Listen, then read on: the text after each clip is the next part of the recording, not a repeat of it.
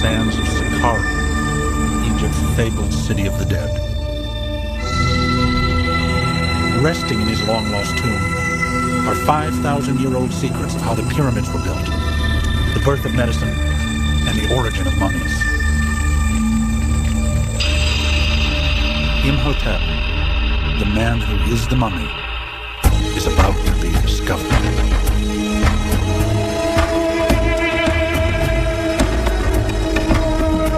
Imhotep was revered throughout the ancient world.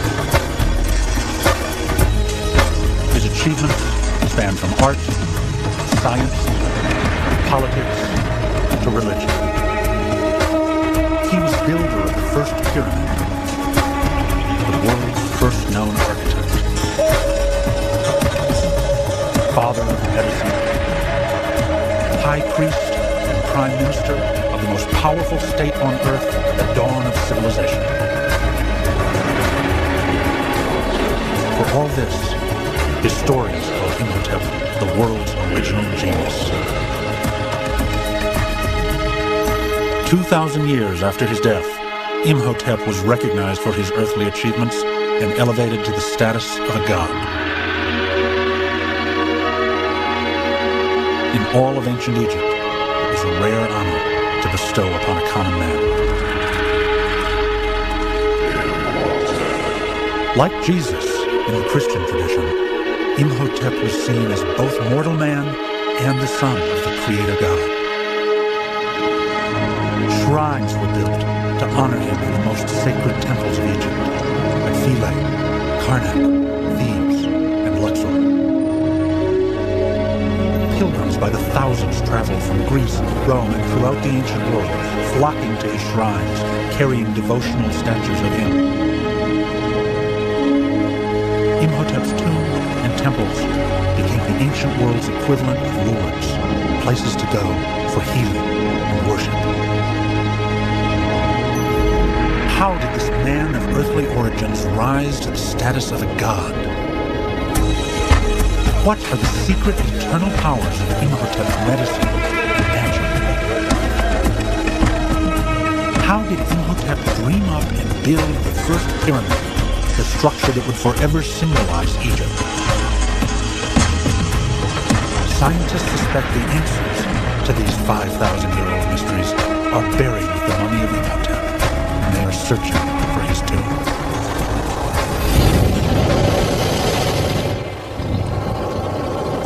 Today, in Egypt, 16 miles south of Cairo, not far from the Giza pyramids, archaeologists are excavating beneath the sands of Saqqara.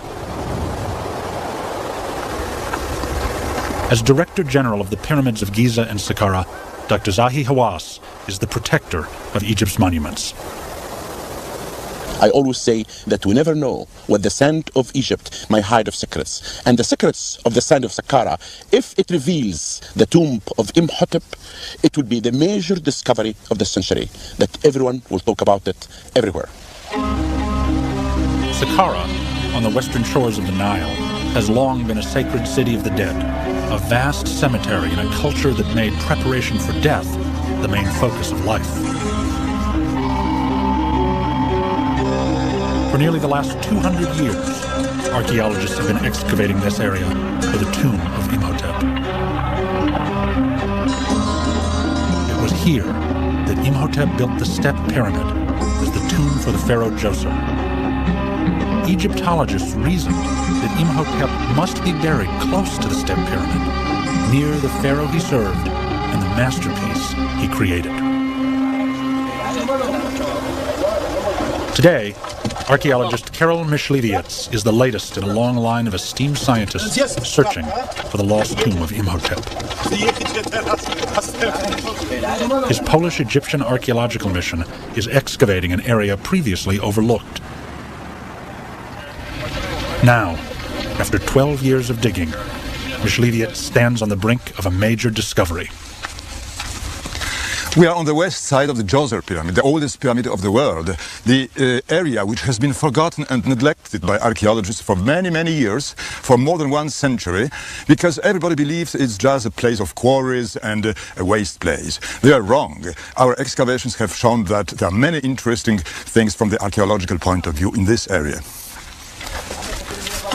Myśliwiec and his team have made a string of important discoveries, a series of clues that seem to be leading to the tomb of someone highly revered in ancient times, perhaps Imhotep himself. Recently, they uncovered a courtyard and evidence that proves this previously unexplored area had once been an important and popular destination for pilgrims. Here, on the surface of the leveled rock, we find many red and black smudges, which are remains of ritual fires left by the people who came here to venerate their dead people. As the team continued to dig, they unearthed more than just the remains of the pilgrims' fires. To their surprise, they unearthed the remains of the actual pilgrims. Here, on the side of the stepped pyramid that had been considered archaeologically insignificant, Myśliwiec discovered a hidden field of mummies.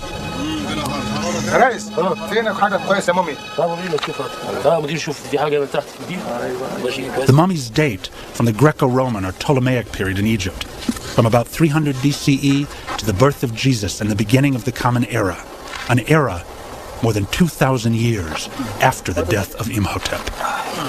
ودي كمان في دي رجله جميله جدا دي جميل خالص دي يمكن بتاع مدام ولا بتاع واحد بيبي يمكن مدام عشان This place must have been considered very important in ancient times because there is an accumulation of Ptolemaic and Roman period mummies around this old kingdom shaft. That means that people then, even after 2,000 years, knew that somebody important was buried here.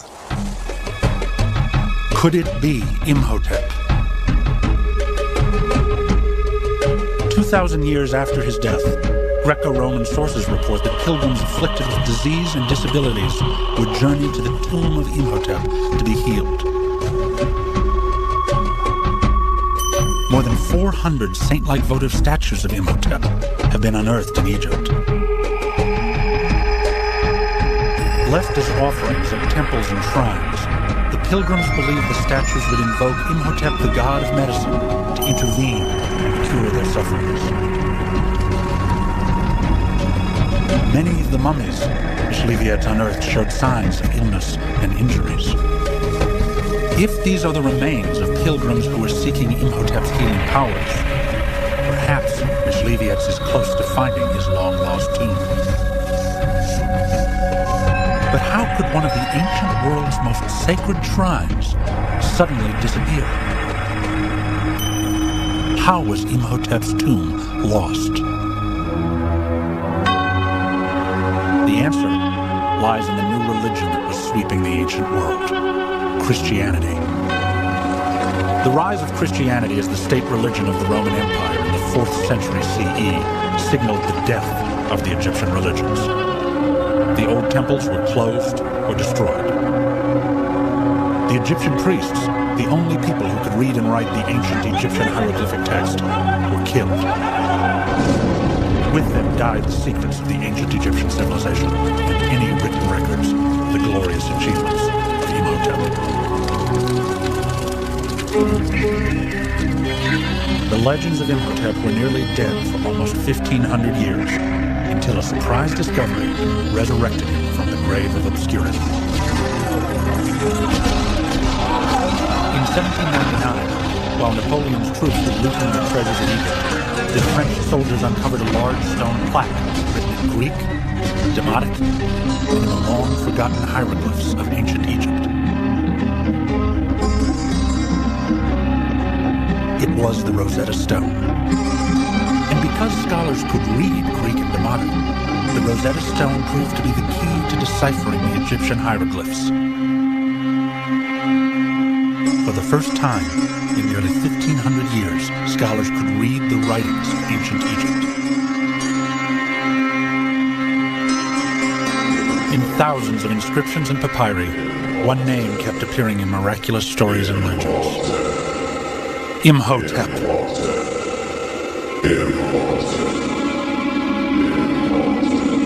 He turns fallow fields into bountiful harvests. He makes barren women fertile. He transforms dried riverbeds into life-giving waters. Stories about him were so fantastic and written so many centuries after his death that scholars claim the great sage was an invention of later times. They dismissed Imhotep as nothing more than a myth. That all changed on January 2nd, 1926. At an archaeological dig near the Step Pyramid, the dig foreman found the base of a large stone statue. He called for the Inspector of Antiquities, Cecil Firth. Firth read the glyphs, a list of astounding titles. Chancellor of the King of Lower Egypt, First under the King of Upper Egypt, Architect of the Great Mansion, High Priest of Heliopolis, and then the name of the one man who held all these titles, Imhotep. This one discovery propelled Imhotep from myth to historical reality. It was the first piece of archaeological evidence bearing the name of Imhotep from his own lifetime. The block of granite, now on display at the Egyptian Museum in Cairo, proved to be the base of a statue of Pharaoh Djoser. It is a piece from one of the first life-size statues ever made.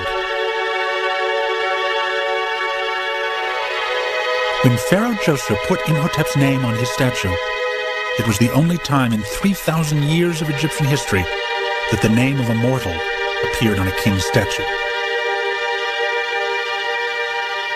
The king loved him, and the king put his name and wrote his name and titles for the first time on the base of his statue. And this is unique. It shows the position of this man. It shows how he was respected, not only by the king, but by the 1 million Egyptians who lived in that time.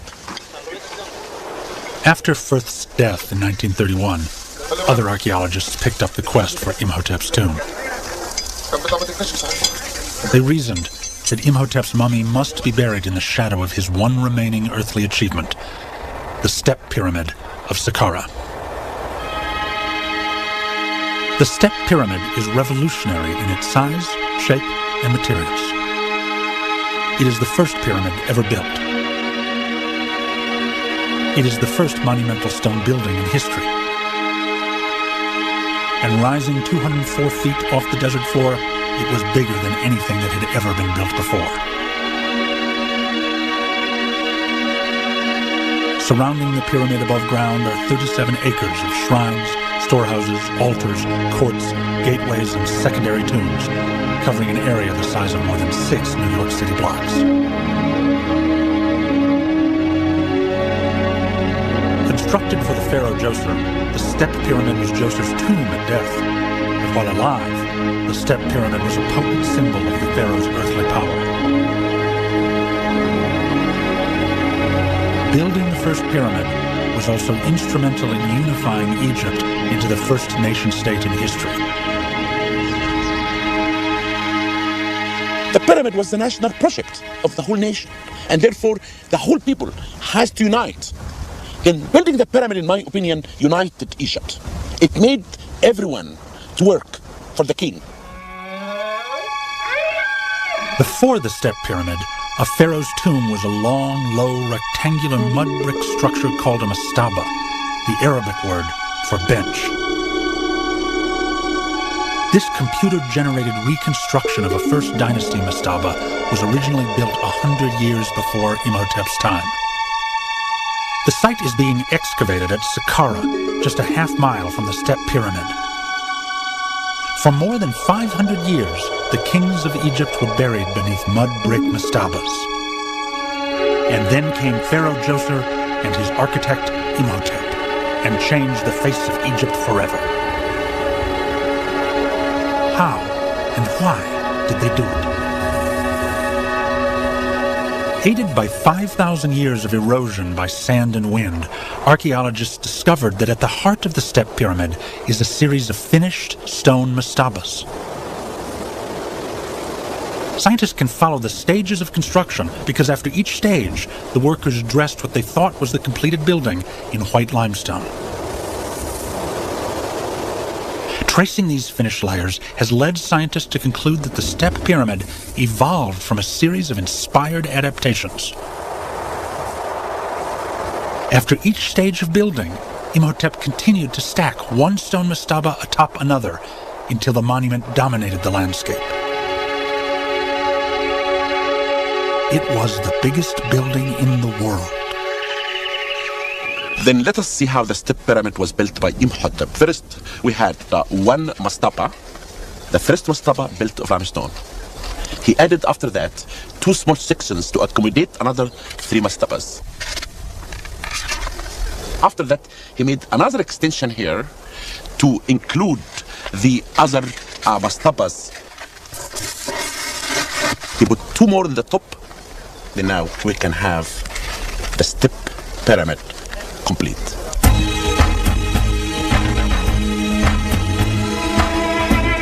Imhotep's pyramid sparked a 1,000-year building spree, a public works project like no other on Earth for 4 or 6.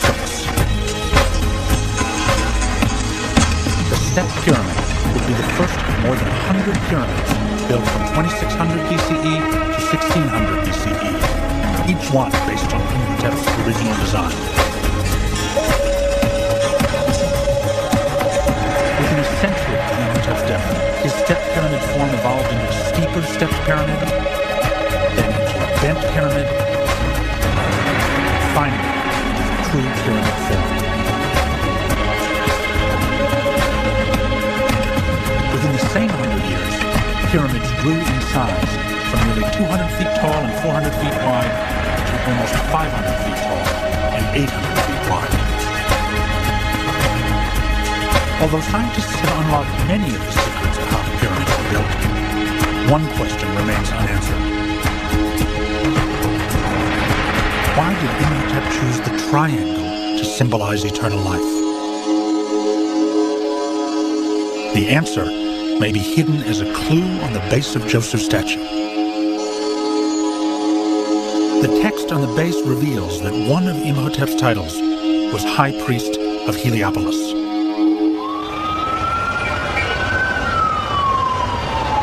Today, Heliopolis is a bustling, crowded suburb of Cairo. But in Imhotep's time, it was the home of a powerful cult of the sun. The triangle was a key symbol of the cult because the sun's rays stream down from the heavens in beams that form triangles. The focal point of the sun cult was the Ben-Ben stone, the mythical stone from which the world was created and the first god appeared. The actual stone has long been lost, but its shape survives in the hieroglyph for the Ben-Ben, which ends in a triangular pyramid shape. For Imhotep, High Priest of Heliopolis, the triangular shape of the sun's rays and the Ben-Ben stone, as mirrored in the step pyramid, would have been a powerful tool to guarantee life after death. Egyptians built pyramids in a shape of a Ben-Ben and also at the same time to be connected with the sun god. But the Ben-Ben also can be represented as the top of the pyramid. It is the symbol for the sun god Ra. It is the symbol of finishing the pyramid. It is the symbol of the king to be a god. Just a few hundred yards from the step pyramid, deep within the burial chamber of the pharaoh Yunus, is further evidence of what the pyramid meant to the ancient Egyptians. Covering the walls of the tomb are carved hieroglyphic writings called the pyramid texts. This guide to the afterlife instructs the king to climb a staircase to the heavens. There, the king would catch a ride with the sun god, Ra, to eternal life. For the ancient Egyptians, the step pyramid was literally a stairway to heaven. But Imhotep's plans for helping Pharaoh Djoser reach the afterlife were not limited to the exterior of the pyramid and the above-ground temple complex. His plans extended beneath the sands. Dr. Salima Ikram, a leading authority on ancient Egyptian burial practices, goes underground to shed light on Imhotep the mummy.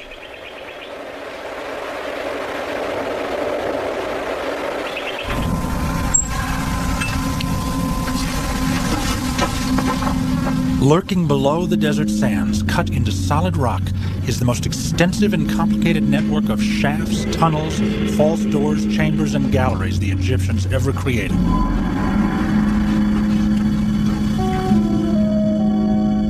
Miles of underground corridors connect 400 subterranean rooms, filled with everything from food to art, gold, and jewels. Imhotep created an extensive maze of dead ends and false doors to lead grave robbers away from the great riches and the one object that caused the entire pyramid complex to be built, the burial chamber of the pharaoh. This is the final resting place of the pharaoh Djoser of the 3rd dynasty. Here there's a shaft that goes down for 90 feet, leading to a small granite burial chamber, which was closed by a granite plug weighing 3.5 tons. Inside this chamber lay the sarcophagus, and inside the sarcophagus was a wooden coffin, which contained the mummy of the pharaoh Djoser. It's here, at the bottom of Djoser's tomb shaft, where Imhotep the architect and Imhotep the doctor converge. As the king's vizier, Imhotep would have been in charge of building the burial shaft, and as high priest, he would have supervised Djoser's mummification.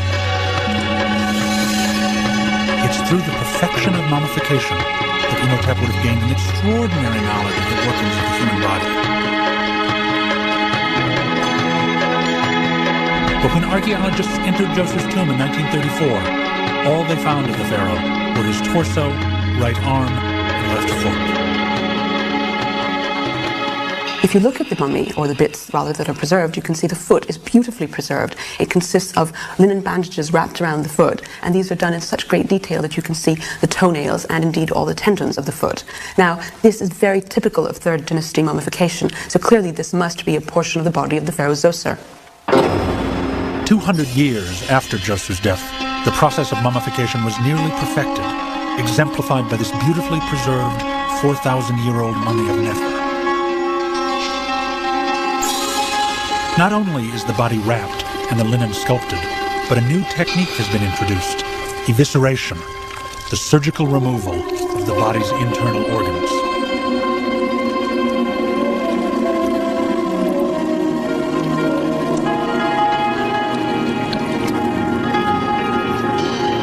If it was Imhotep who developed these techniques, then his mummy should be as well preserved as Nefer's.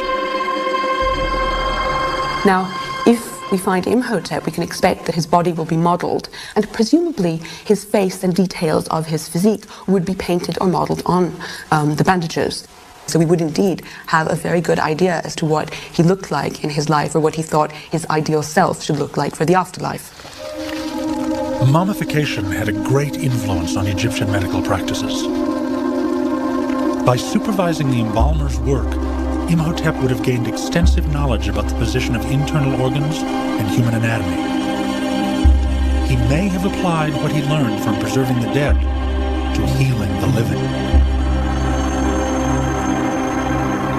A few miles from the Step Pyramid at the Giza Pyramids, scientists recently discovered archaeological evidence that Imhotep may have had the perfect living laboratory for practicing medicine. Dr. Zahi Hawass, one of Egypt's foremost archaeologists, made a spectacular find near the Great Pyramid at Giza in 1990. Hawass unearthed the complex where the workers who built the Great Pyramids were housed and buried. Hawass's excavation of the workers' village and cemetery is shedding new light on how the pyramids were built and changing old ideas about how the workers lived and died. From each skeleton there is a story of the past, a story of those Egyptians who created and made this wonderful structure. Hawass exhumed the corpses of 20 workers and sent the skeletons to a nearby lab where the bones were examined and x-rayed. As one might expect, the x-rays revealed that many of the workers had suffered injuries. The big surprise was that many of those injuries had been treated with very effective medical procedures. There is evidence of broken arms healing after being set in splints. The end of this leg bone is well healed, proof that the worker received good care and lived for years after the surgical amputation of his lower leg.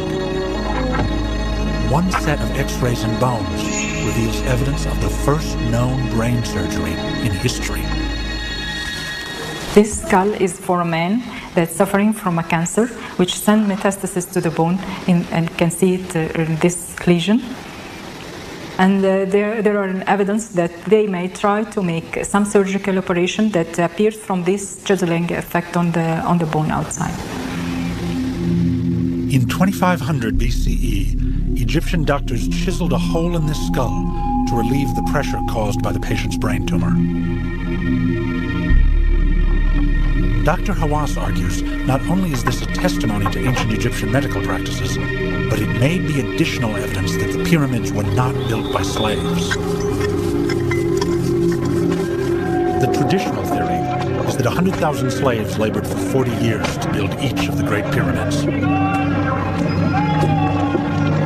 But Hawass has found documents in the workers' village that proves the workers were paid.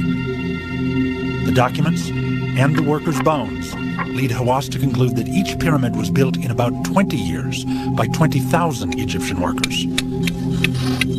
The workers were motivated by nationalism and had the benefit of emergency medical treatment. One important evidence also that the workmen were not slaves is the examination of the bones. If they were slaves, they would never do a brain surgery.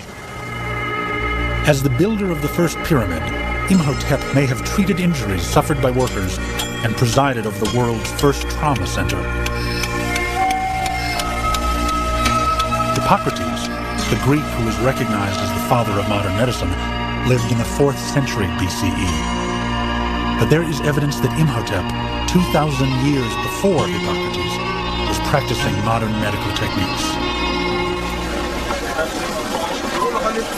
Dr. Hamdi El-Rafey, a physician and professor of ancient Egyptian medicine at the American University in Cairo, believes Imhotep may have authored the world's first medical treatise. Here, in a Cairo marketplace, Dr. Hamdi is using an ancient Egyptian manuscript to search for ingredients Imhotep may have prescribed. Ancient Egyptian medicine contained large doses of magic, but many of the treatments were scientifically valid and effective. Chief among them was the widespread use of honey as an ingredient in the dressing used to treat wounds. Honey is an absolutely marvelous ingredient because honey is bactericidal and bacteriostatic, which means that bacteria cannot grow and are killed by honey. So you can imagine the effect of that on wounds. Put honey on any wound today, and I can guarantee it will not become infected. Honey kills bacteria. Dr. Hamdi discovered the healing power of honey in an ancient Egyptian medical treatise that may be based on Imhotep's writings. The Edwin Smith Papyrus, named after its first owner, is the oldest and most important medical papyrus ever found. Dating from 1550 BCE, the document lists 48 traumatic injury cases and their treatments. The world's first known use of sutures to close wounds, moldy bread to cure infection, and raw meat to stop bleeding. The papyrus begins with injuries to the head and then works its way down the body. The same organizational structure used by Gray's Anatomy today. The Edwin Smith Papyrus is a very scientific papyrus in the sense that it presents the case as we would present it today to our medical students. It has a title, what to do about it, how to diagnose it, how to treat it, and how to do a follow-up. The Edwin Smith Papyrus predates Hippocrates by over 1,000 years. And based on the archaic language in the papyrus, Dr. Hamdi suspects that the medical treatments were passed down from even older documents that could be buried with Imhotep. In the event that we do find the tomb of Imhotep, it would be a fascinating find, surpassing that of Tutankhamun, provided it was found intact. Because we expect to find medical texts way beyond the texts that we have now. Again, we expect to find medical instruments that Imhotep used in his practice. So this would be a find unsurpassed like any in history. Some scholars speculate that if Imhotep's tomb and the ability to read Egyptian hieroglyphs had not been lost, doctors today would swear an Imhotepic oath instead of the Hippocratic oath. Finding Imhotep's tomb would elevate Imhotep to his rightful place in history as the father of modern medicine. The search for his tomb exploded in 1922 when British archaeologist Howard Carter found another tomb, that of a little-known New Kingdom pharaoh, a boy king named Tutankhamun. Filled with a dazzling array of gold and jewels, King Tut's tomb, the only pharaoh's tomb ever found intact, renewed hopes that Imhotep's tomb might also rest unplundered, filled with treasures and priceless clues about the dawn of Egyptian civilization.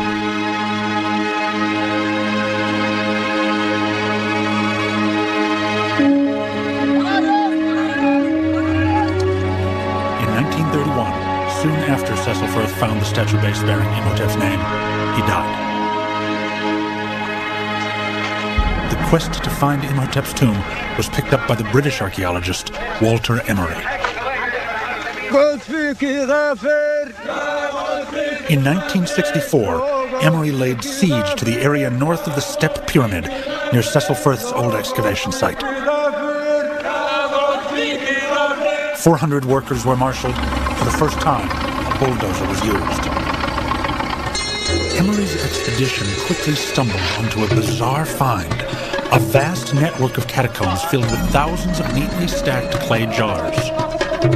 Inside each jar, Emery found a mummified ibis, a bird sacred to Egyptians, and left to Imhotep as an offering. Emery and his men thought they were closing in on Imhotep's tomb.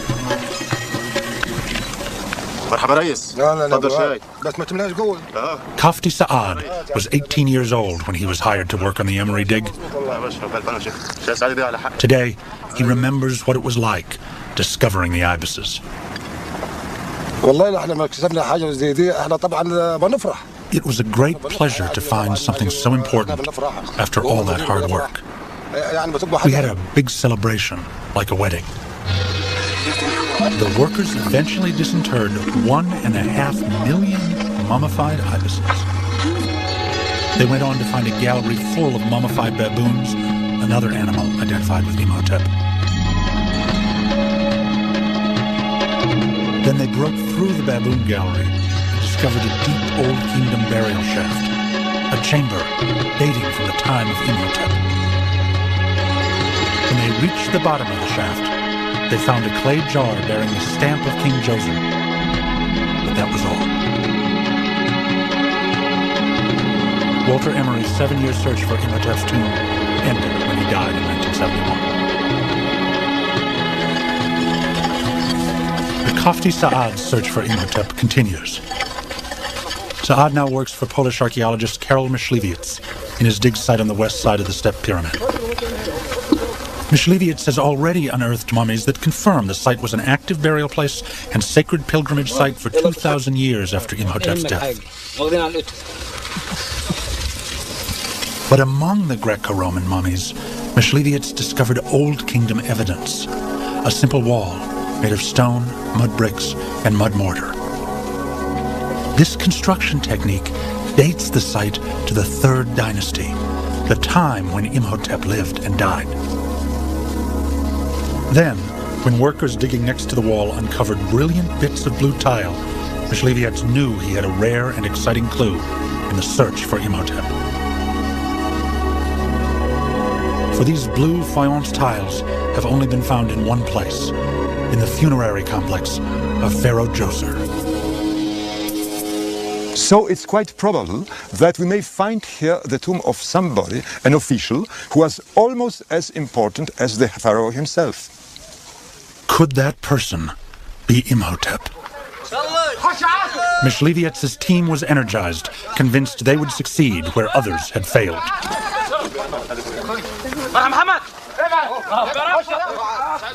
The workers continued to dig eastward towards the step pyramid, looking for the entrance to the subterranean parts of the tomb. For months, one after another, new burial shafts were excavated and explored. Then, at the bottom of one of the shafts, they discovered another Third Dynasty wall. When they broke through, they uncovered the facade of a tomb. When we removed the heap of stones and bricks accumulated in front of the facade of the tomb, we saw the first piece of relief, and there was the hieroglyphic sign P, which also occurs in the name of Imhotep. Myśliviec, like Firth and Emery before him, was standing on the brink of one of the world's greatest archaeological discoveries. After months of clearing rubble and careful conservation, Myśliviec and his team made an amazing discovery. The structure is not a tomb, for it contains no sarcophagus, but rather a rare funerary chapel. The hieroglyphs revealed that the owner is a powerful prime minister, or vizier, a previously unknown figure in history, with the formal name of Merith Nebuth and the nickname Phefi. The hieroglyph that had tantalized Myśliviec was not from the name Imhotep. If he was disappointed, that feeling disappeared as he entered the funerary chapel. The chapel is one of the best preserved ever found. Dating from the end of the 5th dynasty, around 2300 BCE, means Phefi lived about 400 years after Imhotep.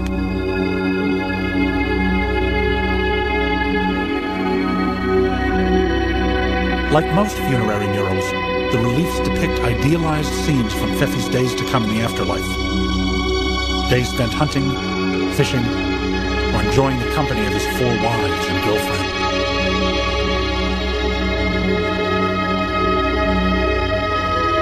But these perfect days of the afterlife will be lived only if the vizier's relatives bring proper offerings to the chapel's 2 false doors.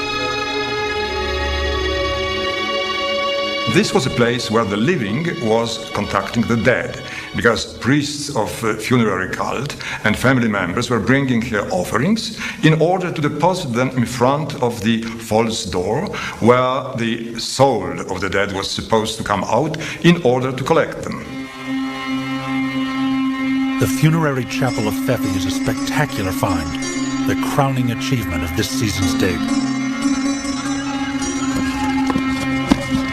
But just as Myśliviec and his team are closing up the site, he stumbles upon one more discovery.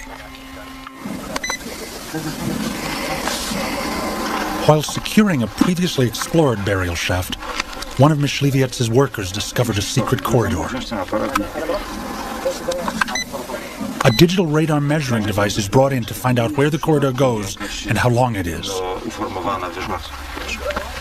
Careful not to slip down the 60-foot shaft, Myśliviec's colleague climbs through the hole.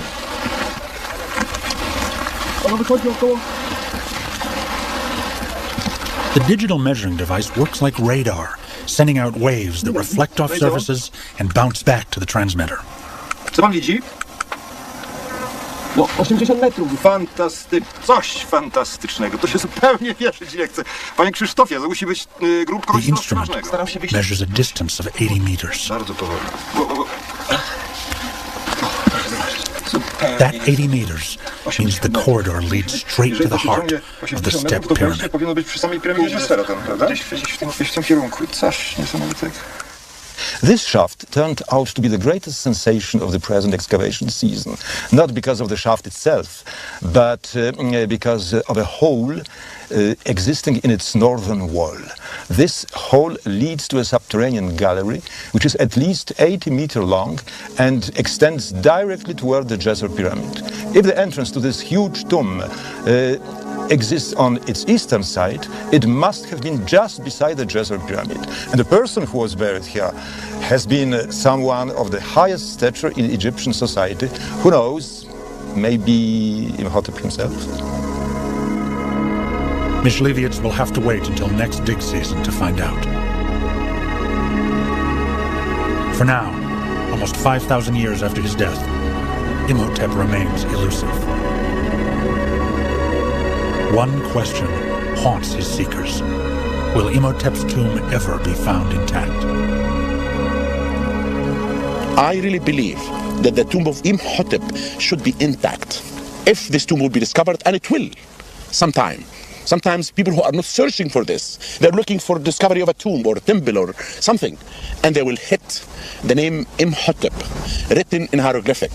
If any archaeologist will see that name in one block, he will be the luckiest man on earth. The search for Imhotep will go on. As archaeologists continue their quest for his mummy, and Hollywood continues to invoke his name, Imhotep the man, his genius and achievements, has attained the greatest goal of all time. He is indeed the sands of Saqqara, Egypt's fabled city of the dead. Resting in his long-lost tomb are 5,000-year-old secrets of how the pyramids were built, the birth of medicine, and the origin of mummies. Imhotep, the man who is the mummy, is about to be discovered.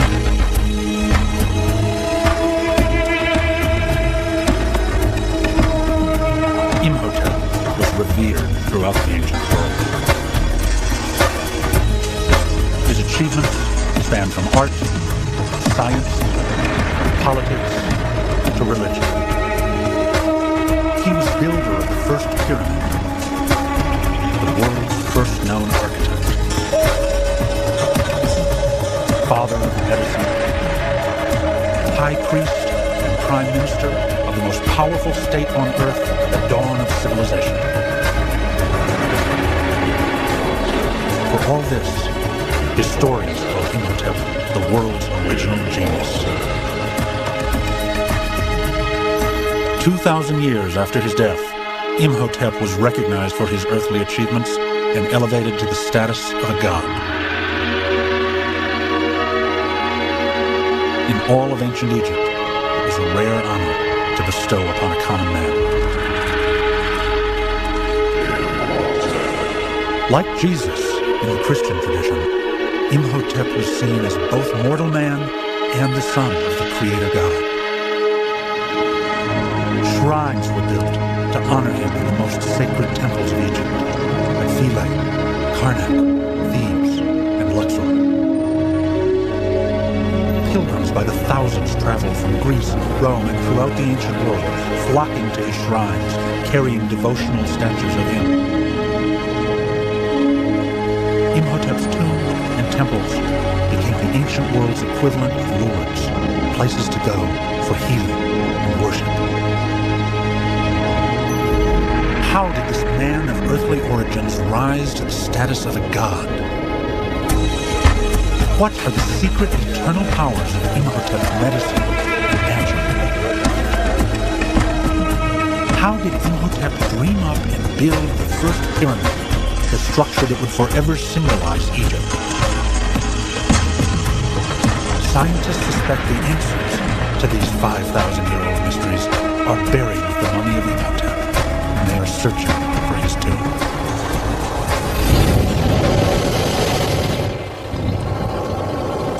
Today, in Egypt, 16 miles south of Cairo, not far from the Giza pyramids, archaeologists are excavating beneath the sands of Saqqara. As Director General of the Pyramids of Giza and Saqqara, Dr. Zahi Hawass is the protector of Egypt's monuments. I always say that we never know what the sand of Egypt may hide of secrets. And the secrets of the sand of Saqqara, if it reveals the tomb of Imhotep, it will be the major discovery of the century, that everyone will talk about it everywhere. Saqqara, on the western shores of the Nile, has long been a sacred city of the dead, a vast cemetery in a culture that made preparation for death the main focus of life. For nearly the last 200 years, archaeologists have been excavating this area for the tomb of Imhotep. It was here that Imhotep built the step pyramid as the tomb for the pharaoh Djoser. Egyptologists reasoned that Imhotep must be buried close to the step pyramid, near the pharaoh he served and the masterpiece he created.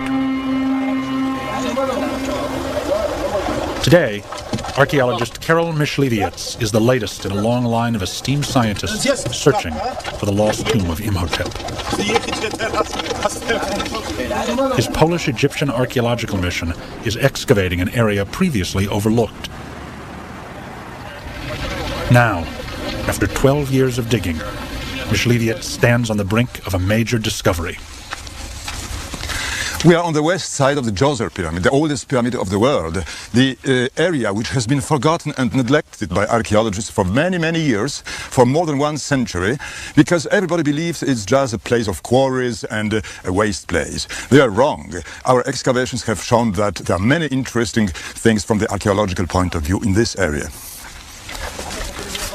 Myśliwiec and his team have made a string of important discoveries, a series of clues that seem to be leading to the tomb of someone highly revered in ancient times, perhaps Imhotep himself. Recently, they uncovered a courtyard and evidence that proves this previously unexplored area had once been an important and popular destination for pilgrims. Here,